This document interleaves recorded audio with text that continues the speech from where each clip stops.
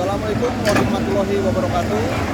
Mohon izin Komandan, saya Ibda Edo Prianto, Wadan Kipat, Batalion Siplopor 150 C, melaporkan hari Minggu tanggal 7 November tahun 2005 di daerah Kabupaten Kalilues.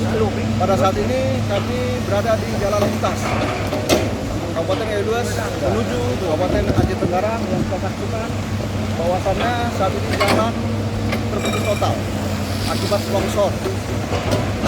Dari pihak BPBD sedang melaksanakan pembuatan tapak jalan untuk pengendara roda 2 dan pejalan kaki.